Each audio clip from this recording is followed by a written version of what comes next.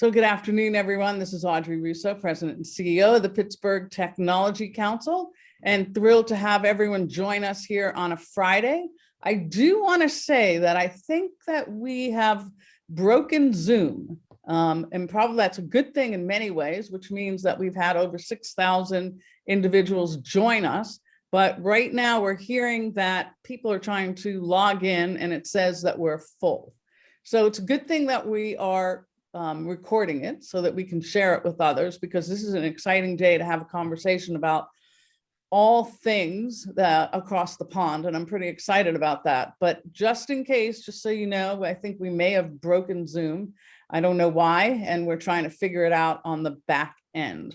So as I do every day, just want to give a shout out to Huntington Bank, thanking them for their work with us across this region and their engagement in all things civic oriented, as well as their business strategies and tactics in supporting small companies and large companies.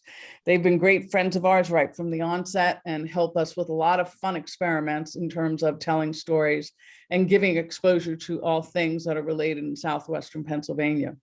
Also, 40 by 80, you're going to hear more about that. That's the wholly owned subsidiary of the Pittsburgh Technology Council, and that is our nonprofit arm. You're going to hear more about apprenticeships and tech opportunities, as well as our continued work in helping with entrepreneurs.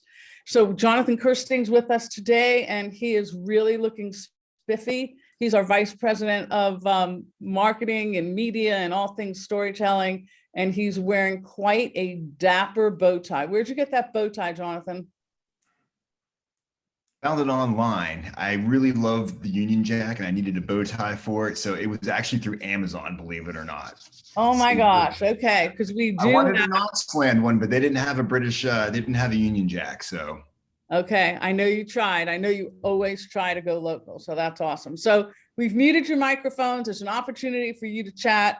And we'll monitor those questions as well. And then on top of that, this is not an opportunity for you to sell your wares. We're just going to focus today on all things that matter to our guests. So I'm going to bring to the forefront right now Hannah Young. She is the Deputy Consul General, the British Consulate, and Andrew Hordern, and he's the Vice Consul, Prosperity and Economic Policy.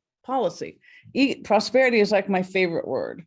So really very cool in your title. So I want to welcome to the program, Hannah and Andrew. Thank you for joining us. I know this is late in the afternoon on Friday, right? What time? It's about what, 2 o'clock? We're based in New York, Audrey. So oh, that's right. We're on the same time zone, thankfully. That's right. That's right. I always forget. I bet you probably would like to be in London right now. So welcome to the program, and we're actually going to talk about COP26. And I want to talk about the British Consulate and the work that you do. We've had the pleasure of working with you on, an excellent mission in the UK right before COVID. It was actually like 2 or 3 months before COVID. We had an amazing trip, took companies, everywhere from London to Manchester, to Cardiff, met people, talked about lots of strategies on ways companies can, have their presence there, and all the opportunities. We're really blown away, particularly what's going on in Manchester since the last time I had been there. So it's just overall really exciting, and the partnerships and the opportunities for business development bi-directionally is really totally exciting and doable. That's what we're excited about. So we're happy for post-COVID. So let's talk about your services, though. Let's just set the table so that everyone knows what it is that you do, in case they don't. So who wants to start? Shall I kick off, and I'll turn to Andrew in a sec. And thank Absolutely. you, Audrey. Thank you to the Pittsburgh Tech Council for having us on. And I would echo your messages about the warmth of the relationship, both between our two countries, but also between the consulate and the work that you do in Pittsburgh. So really delighted to be on the show. As you mentioned, I'm the Deputy Consul General at the British Consulate. We're based in New York, but we cover New York, New Jersey, Pennsylvania, and Fairfield County in Connecticut. And we are essentially here to support and further the UK government's objectives in the US, but also to understand where we can partner with the US to achieve common goals. And I know we're going to talk about climate in a bit, but we're also very focused on the trade relationship, strengthening and deepening the economic relationship between our two countries. And we're also really keen to support the US and learn from the US and share best practice across both sides of the pond on other important initiatives like diversity and inclusion, like arts and culture, where particularly being based in New York, obviously we have such a richness and a vibrant community to tap into. I'll let Andrew introduce himself now, but just to say again, thank you very much for having us on the show, Andrew. Well, how have you held up during COVID and being in New York? Have you been to London or back to England at all? So I actually arrived in September during the midst of the pandemic and moved my family, my children and a husband, and we upped sticks from the UK over to New York. I have to say, moving transatlantic in normal times is pretty stressful, but it's on a completely different level when you're doing it in the midst of a pandemic. But I'm very glad to be here. And I will be here for at least 4 years, and really looking forward to the posting. But it's been a challenge, I think, for all of us. And obviously at the consulate, we're so used to getting out and about, including to cities like Pittsburgh. So it's been frustrating, but it's also been an opportunity for us. We're very conscious that in many respects, we can create more of a global transatlantic community, albeit with time zones needing to be lined up. We don't need to have people getting on planes to come out here, for example, and to interact with yourselves and with others. So there are some aspects to COVID that have been been good for the consulate, but we're continuing to work through the challenges, as I think everybody is at the moment. Well, good for you. That's quite a story. That'll go in the history of your passport journeys. So welcome, and I'm glad you're here for 4 years. It was plenty of time to work together. So now let's just go over to Andrew. Andrew, let's talk about yourself, and then we're going to talk about some of the things that both of you do. Excellent. Thanks very much. My name is Andrew Horton. I work on climate policy and a bit of education links as well. And the reason why I particularly bring up the education links is that one of the programs we work on is the Marshall Scholarship Program, which brings 40 to 50 postgraduate students over to the UK. And Hannah and I work on this program. So Hannah already has her first link to Pittsburgh, because this year she was part of the committee that selected Madeline Fox from the University of Pittsburgh to go to the UK to study creative writing at the University of York. So, I mean, we're already building links Hannah, between Pittsburgh and you haven't even had the chance to be here yet. That's awesome. So could we take the entire Tech Council and all of us go to the UK and then somehow we swap out? Well, the whole thing is, as long as you've graduated in the last 4 years, you have a GPA above 3.7, you're definitely welcome to apply. And we would strongly encourage you to get all your students to apply. Oh, that was all of you. Okay, that was a punch in the gut, right, Jonathan? It's lovely. It's a great So program. close, but yet so far. It's a great I'm punching program. myself too, so don't worry. No, it's great. So Glasgow has been selected as a location for COP26. Can you talk to our guests about the history of the conference and how Glasgow was selected, and now what in the middle of COVID? How is that going to be run? So who wants to take that? Hannah? Shall I start? So the UK, as you say, is hosting COP26 in Glasgow in November. We're really excited about the opportunity that can bring to raise climate ambition across the board. The COP is the UN, the main UN convention on climate change. It's the main conference that happens every 5 years that brings countries together to look at how they can mitigate global warming. And the last major one was Paris, which you may have heard about, which agreed the Paris Agreement, which essentially laid the groundwork for countries working together to reduce global emissions and to try and keep the world under at least under 2-degree warming, but ideally 1.5-degree warming. Every 5 years, typically, the conference is that much more important, because we take stock of progress that has been made, but we also look to, as I say, increase ambition. We're really excited about Glasgow hosting the conference.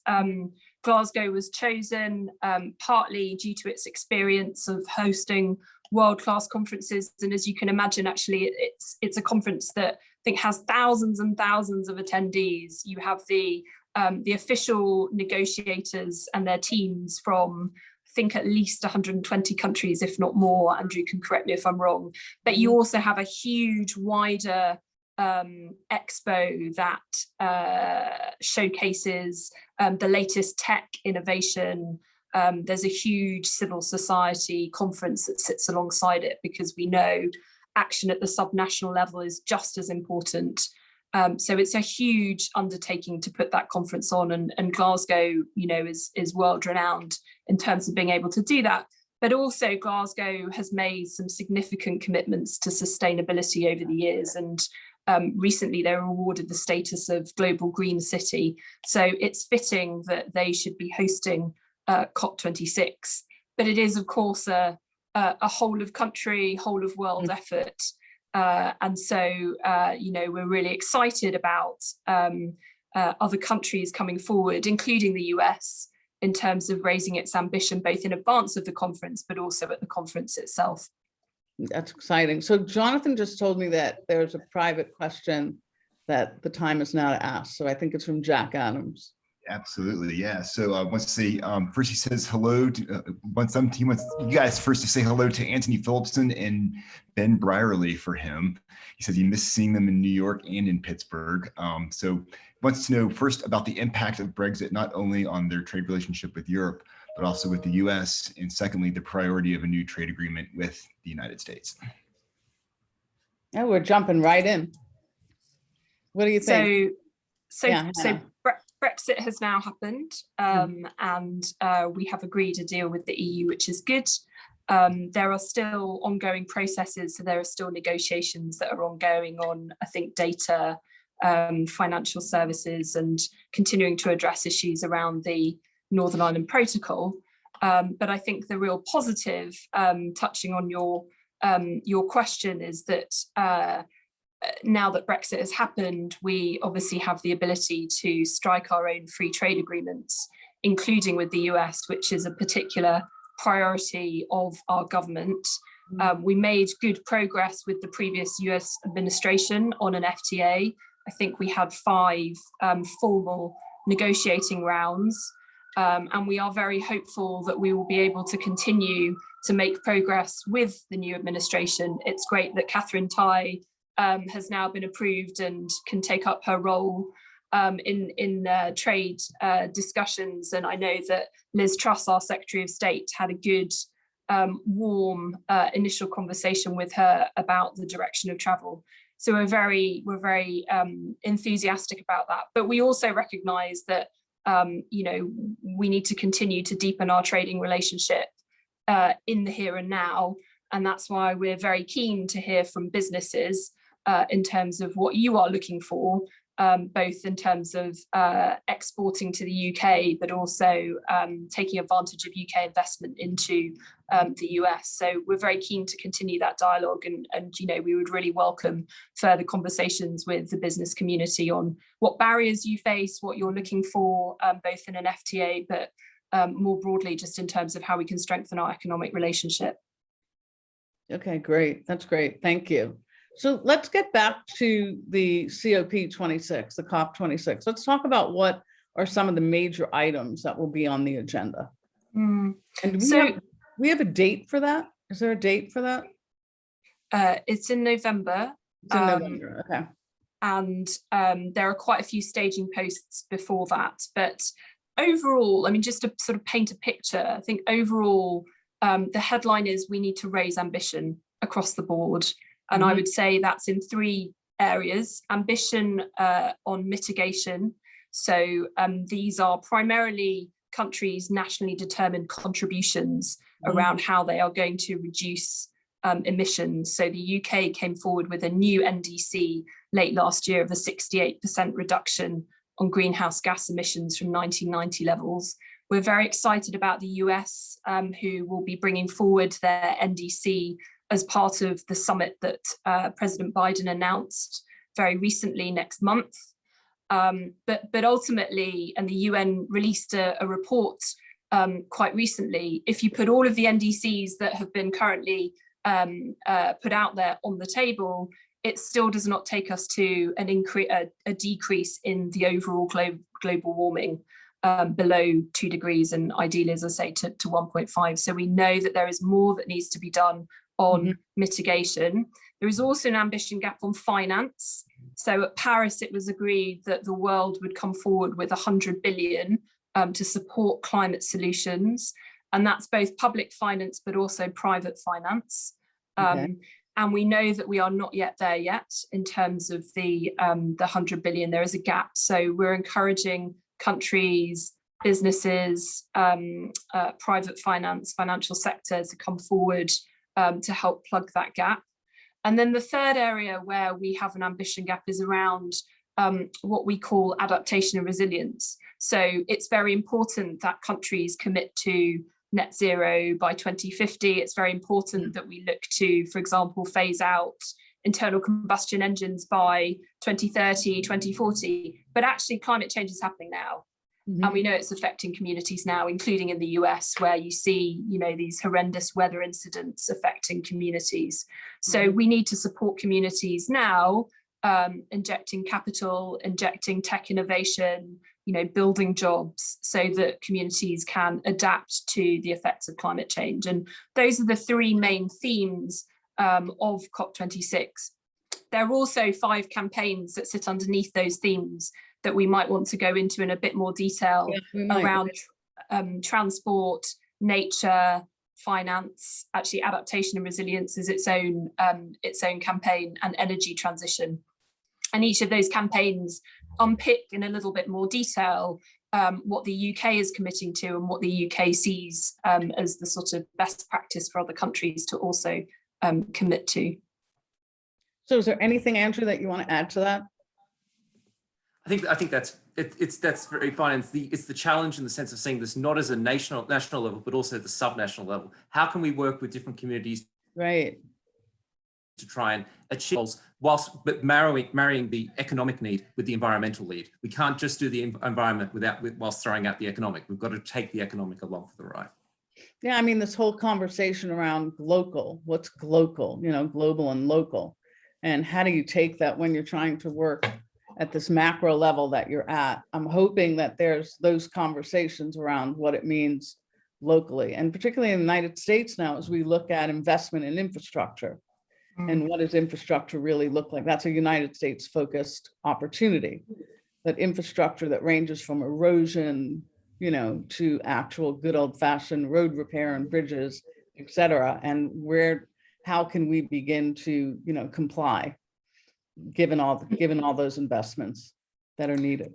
Yeah, and you're absolutely right. And what we would say is that actually you can do that in a way that is green and that also produces jobs. So at the back end of last year, our Prime Minister published what we call the 10-point plan for a green industrial revolution, which is our way of saying, particularly as we try to come out of COVID and reboot our economies, now is the time to invest in green solutions. It doesn't just make environmental sense. We would strongly believe it makes economic sense as well. And the 10-point plan has some really concrete actions that the UK will take that we think will amount to 250,000 new jobs across Great Britain. So can you talk about that? I know about the 10-point plan, but maybe some of our guests don't. Can you talk about what the job creation piece of that is? Or Sure. So the 10-point plan covers 10 different areas where the UK will invest greater money again to either reboot existing economies or new economies and to ultimately create more jobs. I won't go through all of the 10 points, but maybe jumping into a couple, and I might ask Andrew to talk to these in a little bit more detail. Offshore wind is key for us. We think that is a big job generator. It is particularly important in our sort of northeast part of the UK, where again it links to the government's wider levelling up agenda of trying to push out economic growth from the southeast to the north. Offshore wind actually is now one of our primary energy sources, and it's it continues to grow, and the UK has very ambitious targets for increasing that supply threefold by 2030, so that we'll then be powering every single home through offshore wind solely.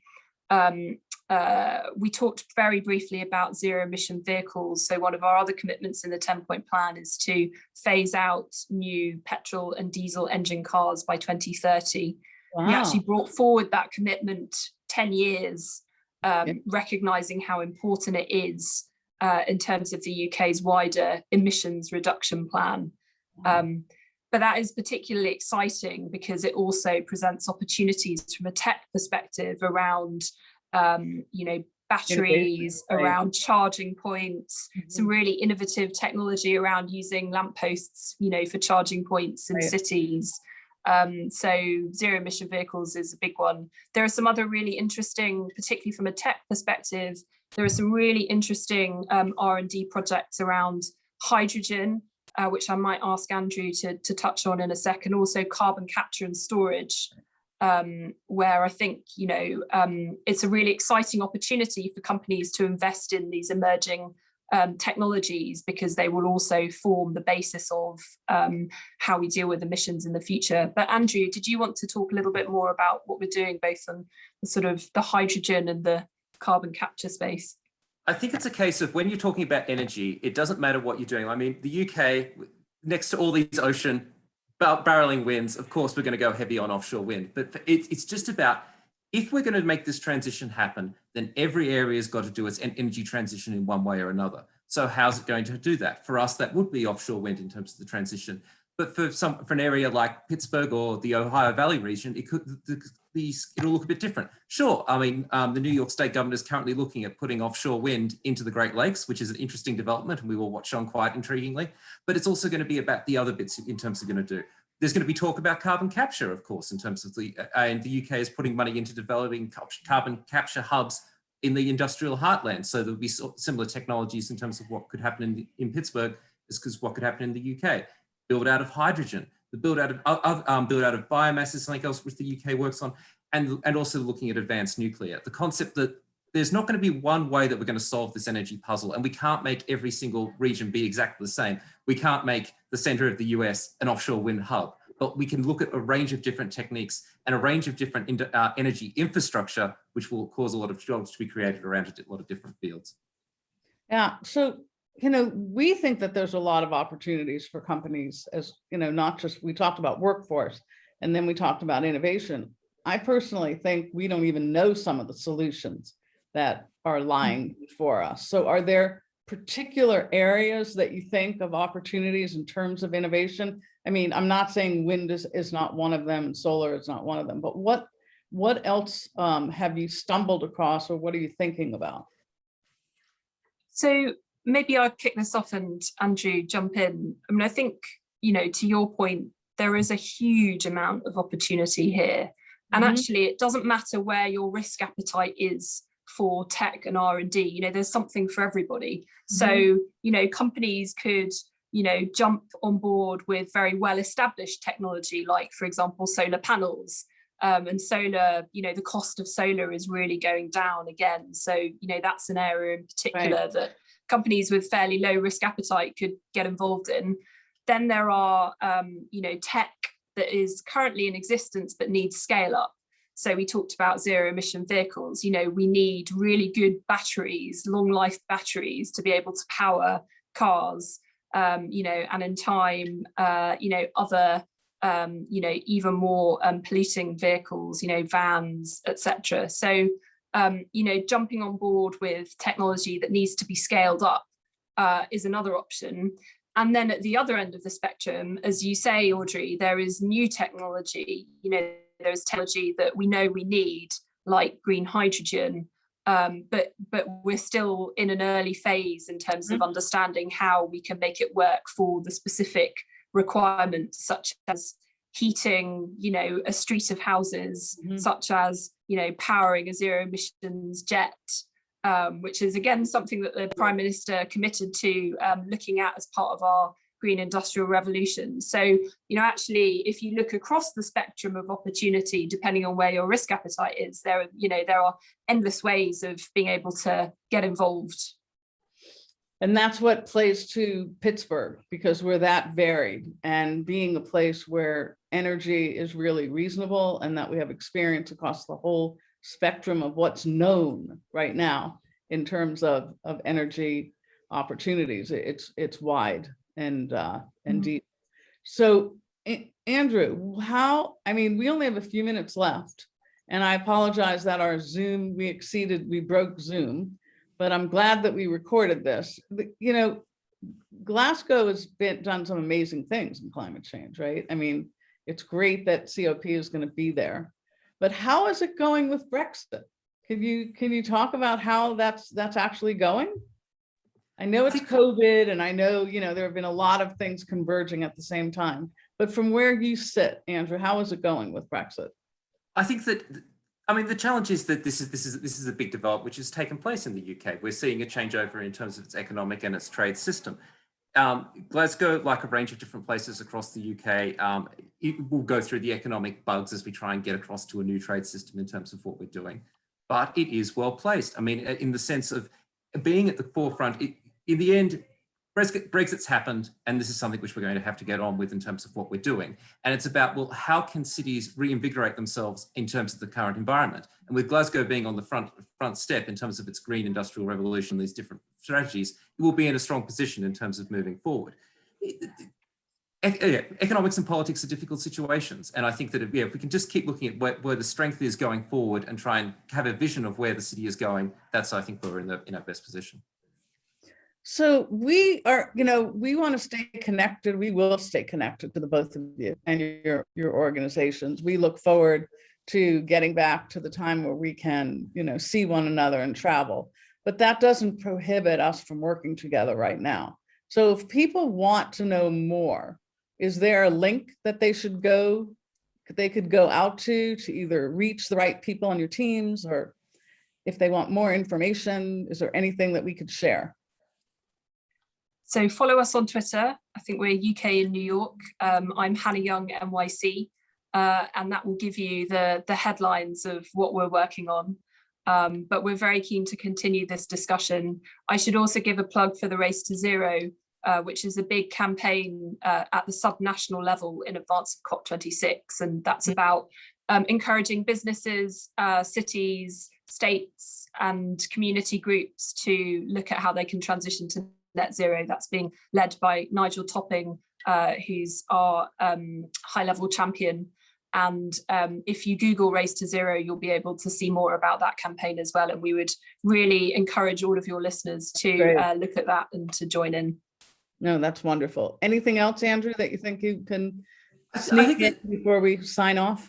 Just quickly, I'd say that the UK, may have almost all the answers on offshore wind, but for most other things, we're working our way through this sort of thing, and we're looking for companies, governments, everyone to try and do this work with us.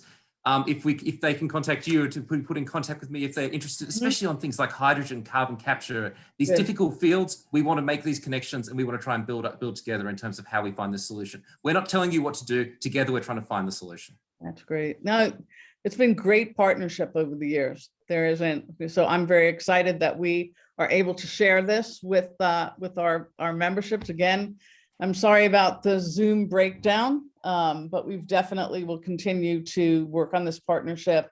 There's a lot ahead. So Jonathan, is there anything for next week? Anything that we...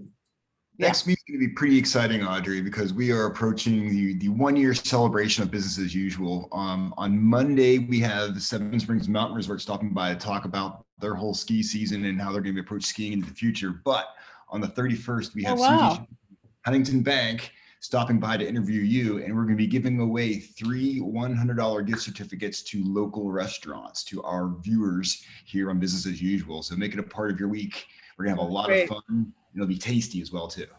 That's great. So, and everyone stay safe. We will see everyone on Monday, but stay safe. Really appreciate Andrew and Hannah joining us. I'm going to follow you both on Twitter, or at least I know Hannah. I don't know about you, Andrew, but we will figure out ways to stay connected. Can't thank you enough. And Hannah, I'm glad everything went swimmingly in your move in the middle of COVID.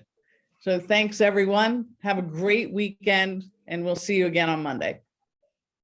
Thanks, Audrey. Thank you. Thanks, Jonathan. Take care.